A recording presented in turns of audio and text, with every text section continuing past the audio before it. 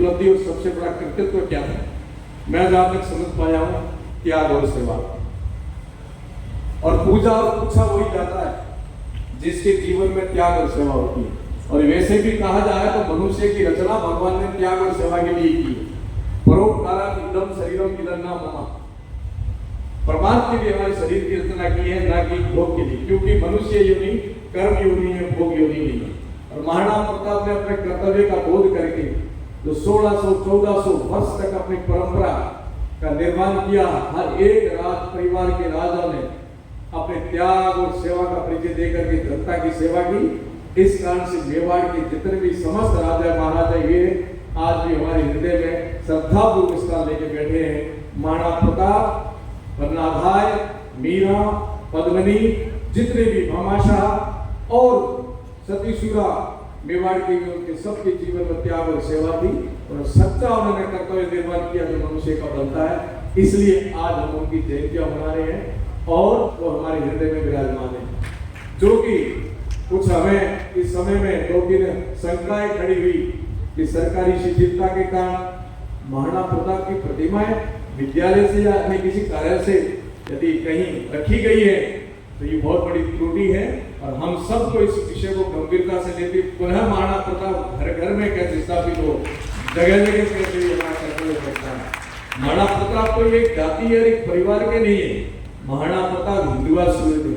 महाराणा प्रताप पूरे भारत और विश्व के आदर्श है, इसलिए किसी एक जाति के नहीं। महाराणा प्रताप हम सबके हैं और महाराणा प्रताप तो सबके रहने चाहिए। आशा और विश्वास रखता हूँ कि अगली बार निश्चय ही जो आपने अभी शंका रखी उसका समाधान होगा और बड़ी संख्या में महाराणा प्रताप की जयंतियां पूरे देश और विदेश में तो बनाई जा रही है।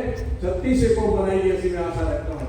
महाराणा प्रताप हिंदुआ सूर्य, क्योंकि उन्होंने उस समय जो त्याग किया वो भोग की चाहना रख करके राज भोग करते तो आज हमारी प्रेरणा स्रोत नहीं बनते।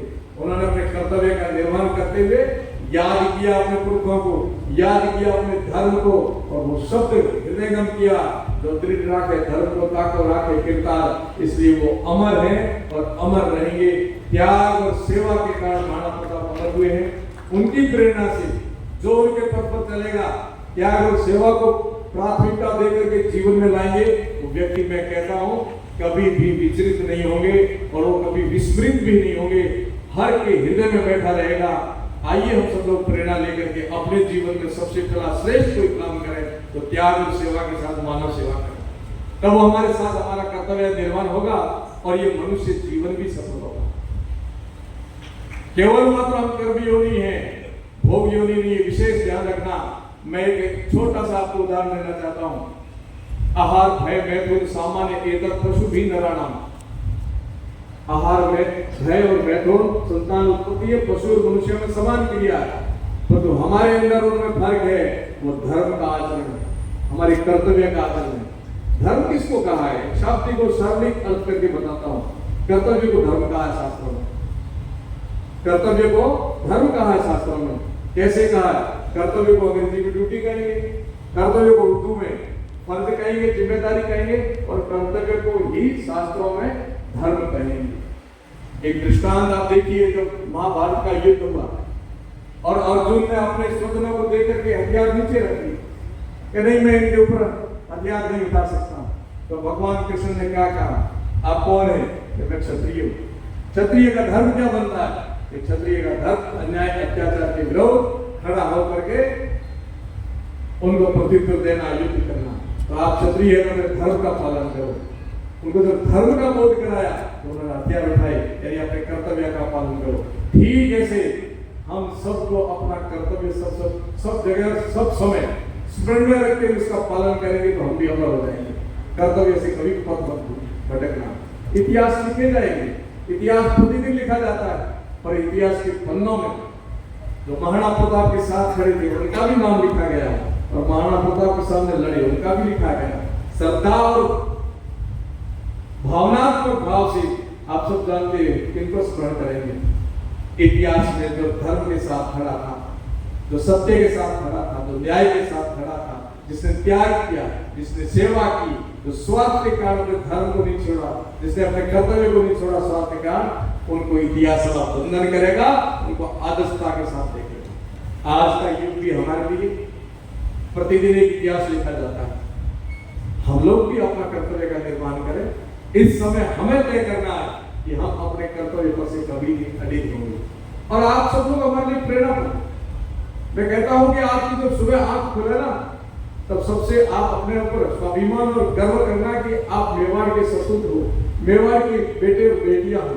और जब मेवाड़ की बात आए तो आपके अंदर एक स्वाभिमान देखना चाहिए कि मैं उस परंपरा का निर्वहन करने वाला व्यक्ति हूँ जब महाराणा प्रताप पैदा हुए, मीरा हुई, पन्नाधाई हुई, भामाशाही, मैं उस परंपरा का निर्वहन करने वाला, इस परंपरा से हटूंगा, इस परंपरा पर चलूंगा। तब देखना आपका सम्मान और मान भी ऐसा ही होगा जैसा उस युग में महाराणा प्रताप का हुआ था। आज के भामाशाह आपको करना है, आज महाराणा प्रताप के पथ पर आपको चलना है, क्योंकि आपके ऊपर भार है, आपकी ऊपर जिम्मेदारी है, आप मेवाड़ के सपूत हैं। इसलिए मेवाड़ से सब आशा रखते हैं कि मेवाड़ की नर और नारी जो इतिहास में होकर के हमें आज भी प्रेरणा दे रहे हैं, आने वाले इतिहास में आज के वर्तमान जो विराजमान है वो सब लोग आने वाले इतिहास के लिए प्रेरणा स्रोत होंगे। कभी भी अपने स्वाभिमान को नीचे मत जाने देना। उठते ही पहले आकलन करना कि मैं कौन हूँ, मैं किस धरा का सपूत हूँ, मैं किस वंश परंपरा का निर्वहन करने वाला हूँ, मेरी परंपरा क्या है। इससे मैं कभी अडिग नहीं होऊंगा, किसी भी प्रलोभन स्वार्थ में नहीं जाकर के उस परंपरा का निर्वहन करता रहूंगा। मुझे आशा और विश्वास है कि उस पथ पर चलने वाला महाजनों गता ये न सपन था, तो महापुरुष चले उस पथ पर चलने वाला वो भी अमर हो जाएगा। इन्हीं प्रेरणा को लेकर के हम लोग भी जाएंगे और आशा और विश्वास से जाएंगे कि मेवाड़ की धरा पर मैं आया तो मैं भी यहाँ से ऊर्जा लेके जाऊंगा कि मैं गया था उस कार्यक्रम में और यहाँ की प्रेरणा लेकर के मैं भी मेरे क्षेत्र में, मेरे कार्य में, मेरे जीवन में स्मरण करते हुए लगा रहूंगा आपसे प्रेरित होकर के। इस आयोजन में अच्छा हो रहा, निश्चय अच्छा हो रहा, परंतु कुछ सभी आते हैं तो अपना पाथेय देके जाते हैं, हमें थोड़ा सा उसका अनुकरण करने का भी करना चाहिए। मेरा एक छोटा सा सुझाव है, जो कि महाराणा प्रताप केवल एक क्षत्रियों के नहीं थे, आम जन के थे, और महाराणा प्रताप ने 36 कौम को साथ में लेकर के वो काम किया जो महाराणा प्रताप का आज भी हम सब लोग याद करते। इस जयंती को 36 कौम सम्मिलित होकर कैसे मनाएं, उसकी अगली अच्छी रूपरेखा बनाना, अच्छी तैयारी करना। दूसरा मैं निवेदन करूंगा कि क्षत्रिय समाज के जो युवा हैं, बहन बेटियां हैं, उनका संस्कार शिविर में जाना आप सब लोग अनिवार्य करा देना। क्षत्रिय संघ के भी शिविर लगते हैं, हमारे राष्ट्रीय स्वयंसेवक संघ के भी शिविर लगते हैं। उनमें मेरी एक विनम्र आपसे निवेदन है, उनमें जरूर आप अपने बच्चे और बच्चियों को जरूर भेजना। ये मेरा एक आपसे संत के नाते निवेदन है, क्योंकि वहां जाने से आपके वो संस्कार, आपकी जड़ें और मजबूत होगी जहां इन बच्चों ने जन्म लिया। वहां का इतिहास, वहां आपका स्वरूप, आपका डीएनए पूरा ताजा होगा। अभी बिटिया कह रही थी ना, सर लड़ने के बाद धड़, सर पढ़ने के बाद धड़ लड़े, तो वो डीएनए आपके अंदर है अभी भी। और वो डीएनए को संग कौन सा मिल रहा है? संसर्गजात दोष गुणा भवति, संग से दोष गुण आते हैं। उस डीएनए को यदि संग का मिल जाएगा तो मैं मानता हूं कि उसका निर्वहन करने के लिए बेटे और बेटियां कोई पीछे नहीं रहेंगे, वो अपने कर्तव्य का निर्वहन करेंगे। संस्कार शिविर में जरूर भेजना। ये भौतिक युग है, परंतु मैं संतों की वाणी जो भविष्यवाणी है, और वो विश्वास होने लग गया कि पुनः वो युग आएगा जो युग भारत का था और भारत विश्व गुरु बनेगा, ये भी तय है। भारत विश्व गुरु बने, उसमें भूमिका हम सबको निभानी। मेरा कर्तव्य बनेगा वहां मुझे खड़ा रहना, आप जितने बैठे हैं आपका भी कर्तव्य बनेगा। कौन ऐसा भारत का सपूत है आप में से जो बैठा है तो ये नहीं चाहता हूं भारत विश्व गुरु बनेगा? नहीं, मुझे पूर्ण विश्वास है इस पंडाल में जहां आपकी विचारधारा के जो भी लोग हैं सब यही चाहते हैं कि भारत विश्व गुरु बनेगा और भारत विश्व गुरु बना। इस विश्व गुरु बनाने में भारत को हम सबका कर्तव्य बनता है, हम अपना कर्तव्य का निर्वहन करें। और सबका कर्तव्य, जहां बड़े लोग हैं उनका बड़ा कर्तव्य होगा, परंतु जब भगवान राम ने लंका पर चढ़ाई की तो गिलहरी ने अपने छोटे से कर्तव्य का बोध किया, कर्तव्य का पालन किया ना। बड़े बड़े पत्थर उठा करके समुद्र में पुल में नहीं लाके डाल पड़ी थी, थोड़ी सी मिट्टी लाके डाल रही थी, वो भी अमर हो गई। हमारी जहाँ भूमिका बनती है कि भारत पुनः विश्व गुरु बने, वो हमें निभानी पड़ेगी और बनेगा भारत विश्व गुरु। और भूमिका किसकी कितनी रहेगी ये इतिहास में लिखा जाएगा। अब भारत विश्व गुरु बन रहा, भारत आगे बढ़ रहा है और पूर्ण विश्वास है 2048 तक भारत महाशक्ति बन के विश्व का प्रतिनिधित्व करेगा। और तो हमें तय करना है कि शक्ति में हमारी भूमिका हो कि भारत विश्व गुरु बनता है। अरे जो युवा बैठे आपको तो दोहरा लाभ होगा।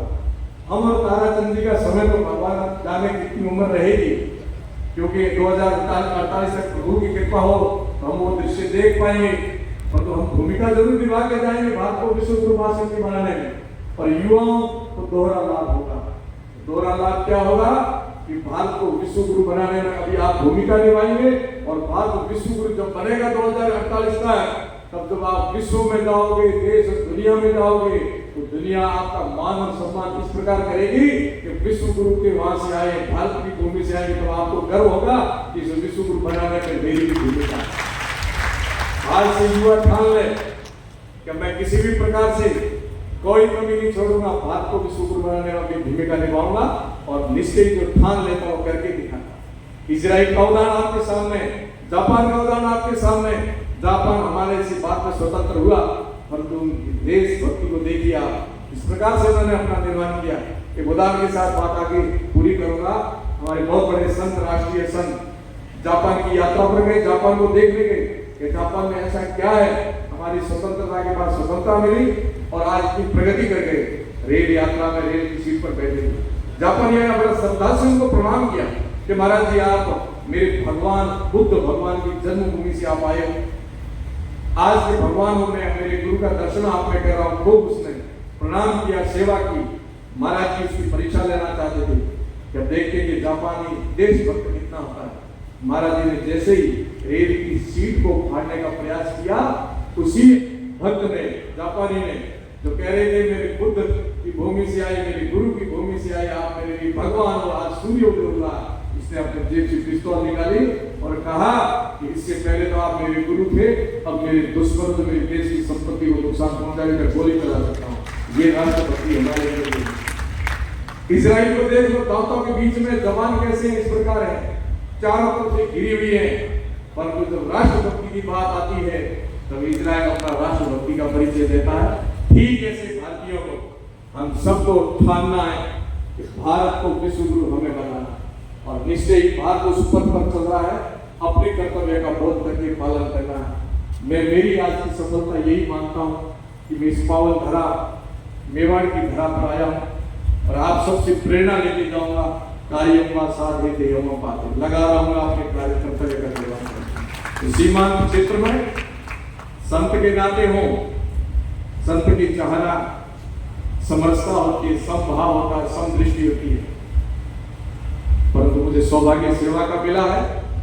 पद और लोलुपता का कोई भाव नहीं है, केवल मात्र राष्ट्र और समाज की सेवा के लिए गया हूँ। मेरा कर्तव्य बोध करने के लिए आया हूँ और कर्तव्य बोध करके लगा रहूंगा। पुनः आप सबका आभार। आप जैसे सुधीजनों के सामने मुझे दो बात कहने का सौभाग्य दिया।